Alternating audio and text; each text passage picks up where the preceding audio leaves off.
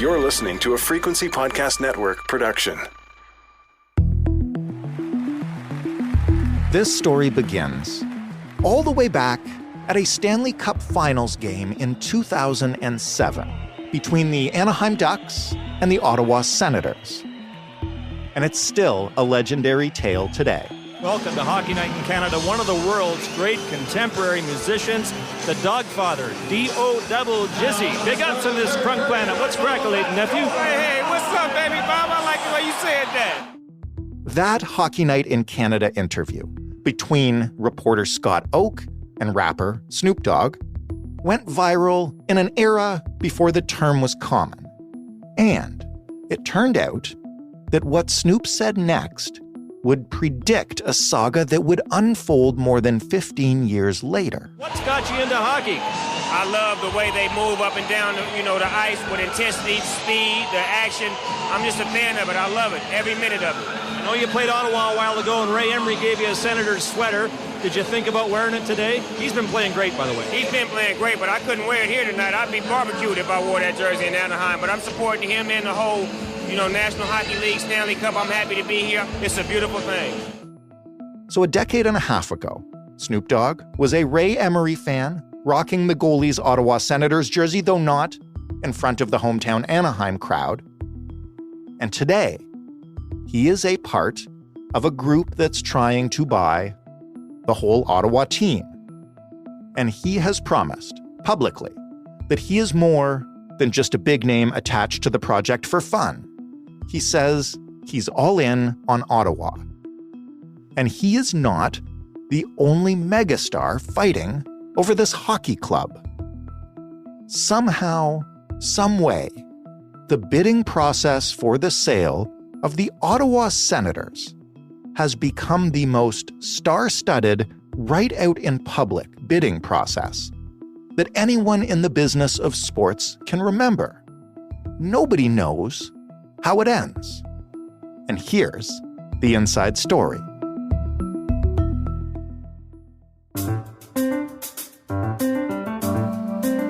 I'm Jordan Heath Rawlings. This is The Big Story. Elliot Friedman is a hockey insider with Sportsnet. You've probably seen him on Hockey Night in Canada. If you're smart, you've heard him as the co-host on the 32 Thoughts podcast. Hey, Elliot. I like the way you promote it. That's very kind of you. Well, listen, we've got a sports business slash Hollywood story, I guess, to get to today. But let's start with the sports business Coles notes. The Ottawa Senators are for sale. Why are they up for sale? How did we get to this point? Jordan, they are up for sale because the previous owner of the Ottawa Senators, Eugene Melnyk, who'd owned them for around 20 years, he passed away in the spring of 2022. And as a result, his estate put the team up for sale.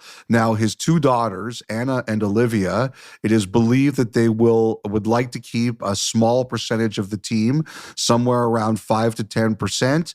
But after Eugene's death, the team became available on the market. So before we get to the bids themselves and where we're at in the process, the reason we're doing this episode is because this franchise has attracted a lot of attention. I guess my question is, when the Ottawa Senators went up for sale, how attractive a proposition was it thought to be? Maybe I'm wrong. I certainly didn't think we'd be talking about this many bids, all these stars involved. It's the Ottawa Senators, right? Well, I think what it is, Jordan, is that let's just forget about the sports aspect of it. Okay. Take a look at business. If you go back through the last 30 to 40 years and you take a look at the value of sports teams, they've gone up. They've gone up a lot. Right. And at times there's been questions about, is there going to be a bubble? Right now we're talking about the regional sports network bubble. And there are challenges in the worlds of sports business like there are challenges in any business. But I was born in 1970, Jordan, and if you take a look at the value of teams from 1970 to 2023, there is no question the return on investment of them has been very good. Mm-hmm. And one of the things, did you ever see the movie about Ray Kroc, the founder of McDonald's? Right, yes. So there's one scene in that movie where, and forgive me if I'm not quoting it accurately, But he's basically asked, "What are you?" And he goes, "I sell hamburgers." And he says, and the person says, "No, you're not. You sell hamburgers, but that's like a disguise for a real estate company." And like a lot of these teams, if you take a look at the real estate that comes around them, and real estate is a very big part of the Ottawa Senators sale, it's not only the team, and the teams are growing in value, but so is the real estate around them and some of the things that come with it. For example, until recently, regional sports television. It's a good investment, and that's why people are interested. But all that makes sense from a business point of view for, millionaires, billionaires investing in a team because, hey, listen, it's going to turn a profit almost for sure. Tell me about what's unique about this bidding process, though, in terms of just like the star power that it has attracted, not maybe leading the bids, but associated with them. I think it's a great question. So let's look at 3 of the biggest names, okay? So number 1, everyone's talking about Ryan Reynolds, and everyone was very excited about Ryan Reynolds. Well, Ryan Reynolds took an initial foray into sports with Wrexham Football Club, and it's been a 5th deck home run for him and the organization. Right. Like Ryan Reynolds, not only is he a talented thespian, he is a very talented investor and business person. And I think you've seen almost anything he touches, he knows how to market it and he knows how to make money off of it. And so, when you get that much adulation, he's probably had more adulation for what he's done with Wrexham than he has for maybe any of his acting roles, whether it's Deadpool, Green Lantern, Van Wilder, or any of the other things he's done. This has probably brought him more accolade than any of that. So you get that and you want more. Plus, he's obviously got the Ottawa connection. And when you have someone on Ryan Reynolds' level who comes in and says, "This is cool and I want to be a part of it," it attracts other people who look at it and say, "You know what?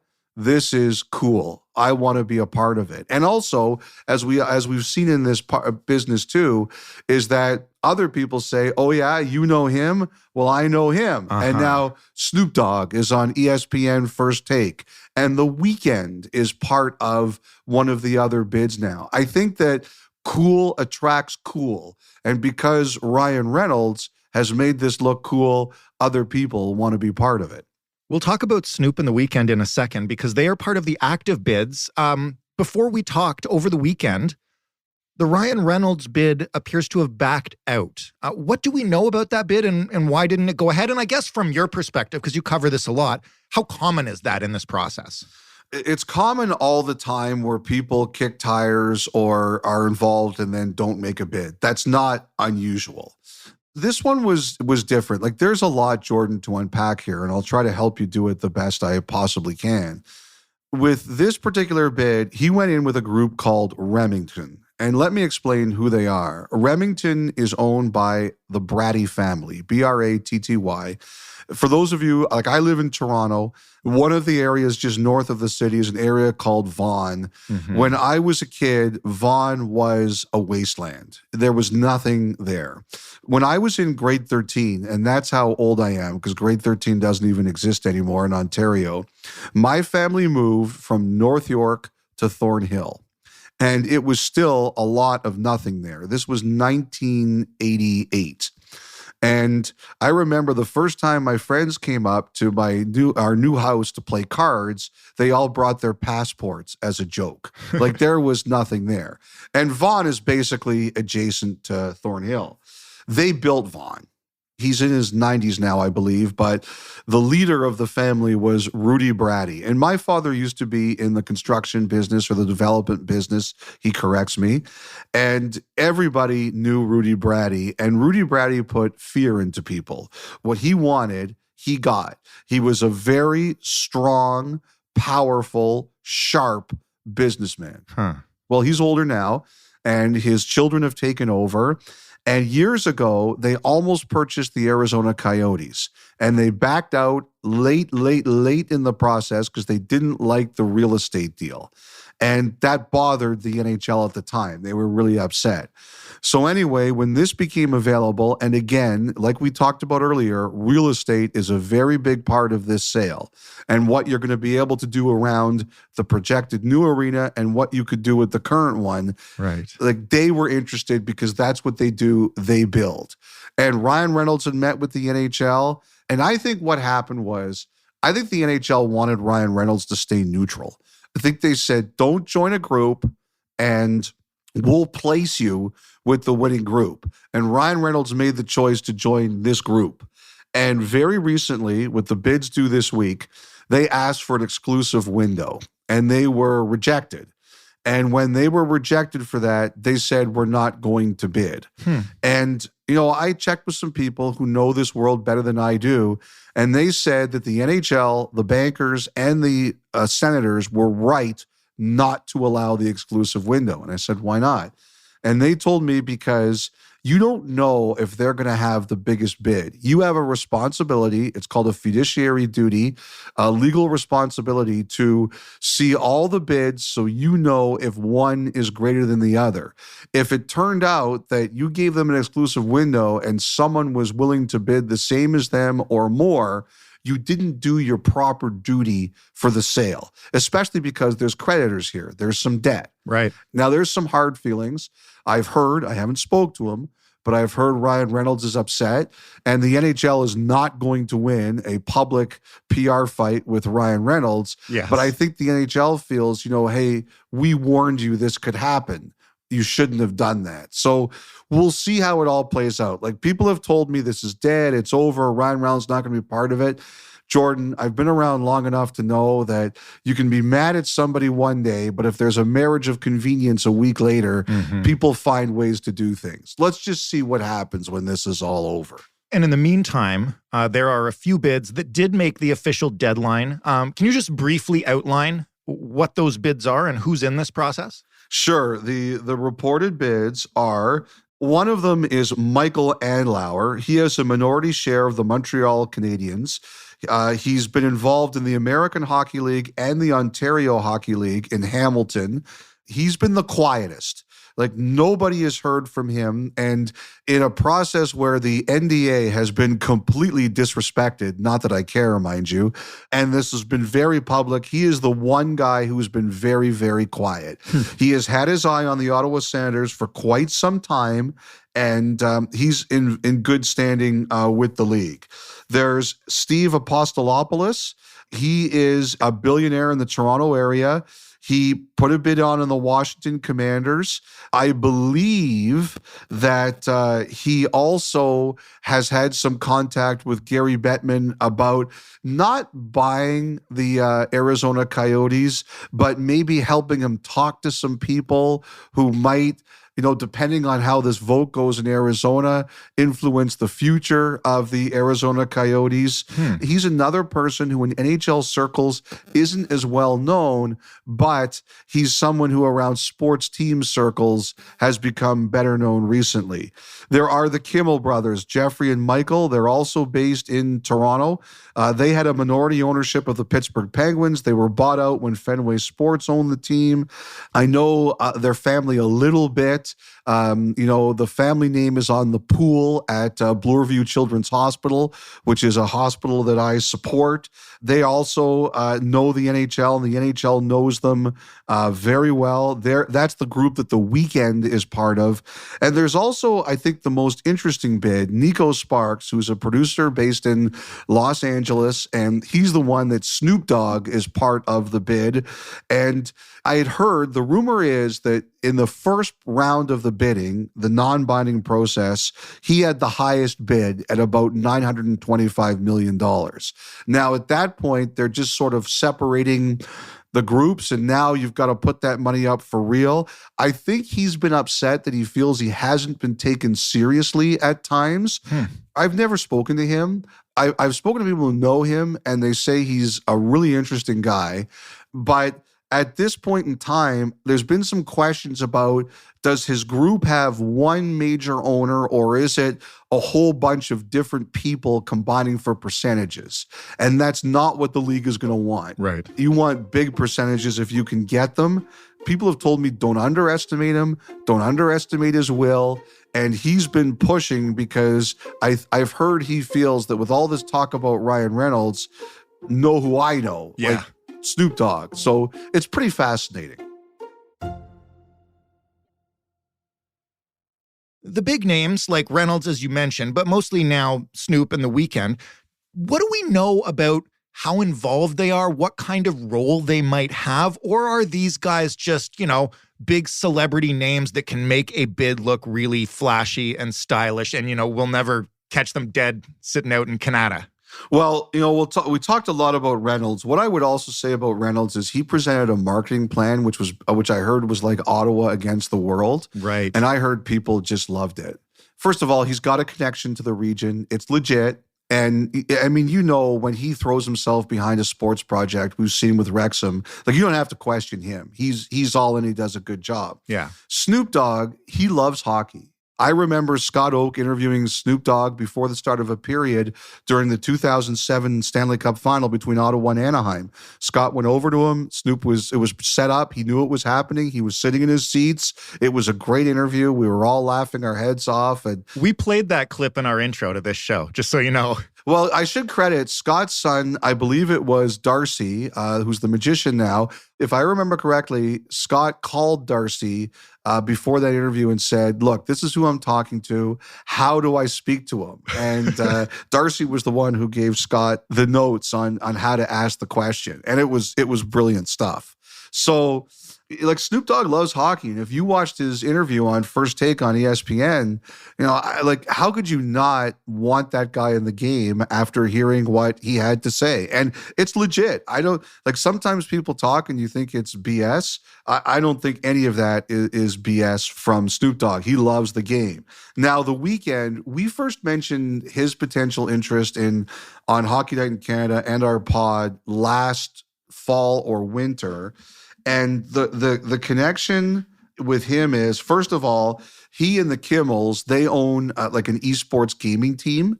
So they know each other. Like there's a history between the two of them. And also, The Weeknd has close friends, including one of his managers, Amir Esmailian, grew up in Ottawa. So he has connections to the market. And the one thing I've also heard is that like The Weeknd is legitimately part of the financial package for the bid he's involved in.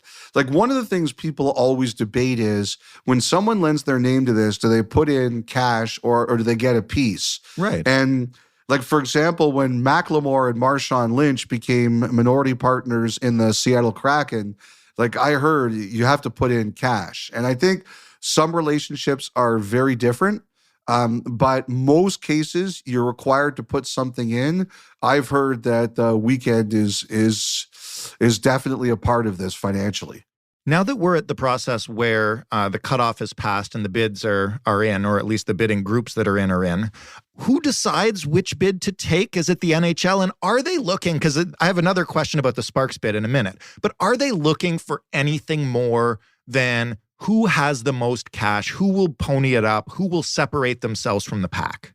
Who has the most cash is a lot of cases the winner of these things. Yes, that is what you have to default to. But there are other parts at play. First of all, can you prove the financing? Mm-hmm. Secondly, what does your ownership group look like? Thirdly, are there any red flags in your history? Like, I think if it's all close, it can go to, is there one person we like better than we don't for any particular reason? It can be anything from a history of working with them to something that goes wrong in a meeting and you say, I don't like this person. Right. But it starts with money and it goes from there. Now, the other thing too is there's the family that's selling the team, represented by Anna and Olivia Melnick. There's the bank, which is handling this, and there's the league. And basically, between the league and the family, I don't think anybody can really force anyone to do something, but they can block someone from doing something. So at the end of the day, everybody kind of has to be on the same page. Like, for example, the Melnicks, in theory, could say that we want to sell to this person, and the league can say, we don't like that person, and you can do what you want, but we're not going to approve it. Like, I think at the end of the day, with this or any of the other bids, it's going to come down to, do you have the money or not? And B, what's your structure? Like in the NHL, in most structures, there's one person who owns a lot, or there's two people who own a lot. One of the more unusual ones is Maple Leaf Sports and Entertainment, where it's one telecom, 37.5%, one telecom, 37.5%, and then Larry Tannenbaum, 25%. Right. But most of them are not like that. Most of them, it's one person with a majority share. And that's generally the way that the leagues like it in all sports. Like, they don't really like I remember one thing that happened with Vegas was, after Bill Foley got the franchise, he sold a bunch of partnerships in the team, which has worked out very well. But I remember at the beginning, the league wasn't sure they were happy about that. So they like it to be one primary person or two primary people. Like, for example, the Devils, at least for now, Harris Blitzer, they're good with that. But generally, you want one person with control. I guess my last question is just, and you kind of touched on it a little bit there, as we wait to see what eventually happens, what are the next steps? And from your point of view, as somebody who's covered a bunch of these during your time working this beat, how strange has this one been? I mean, I'm a lay person, I follow the NHL for sure. It's probably the star power doing it, but I can't remember a recent bidding process, at least, that has generated these kind of headlines. Well, this has been unusual. You're right about that, Jordan. If you look at football, they just had a pretty public sale process with the Washington Commanders, but that one was not as crazy as this one. This is one of the craziest ownership sales I've ever seen.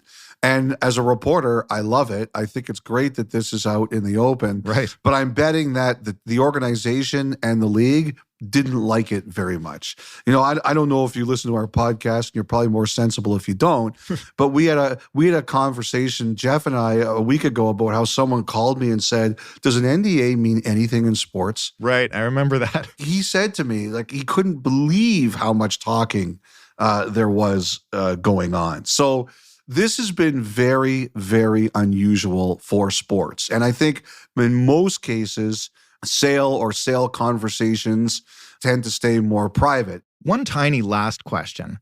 Because you just mentioned the NDA, I know the NHL is probably not thrilled about that part of it, but isn't this great press for the league? I mean, how could they imagine international media would be interested in the sale of maybe the smallest market Canadian club? Oh, I think they've got to be ecstatic. I think overall, I remember at one of the Board of Governors meetings, it must have been the one in December, when we were asking the commissioner about Ryan Reynolds, and he had that grin on his face like, this is awesome. I bet. And I think it has been very good for the league. Look, having Snoop Dogg on ESPN on First Take is very good for the league. The Weeknd potentially being interested is very good for the league.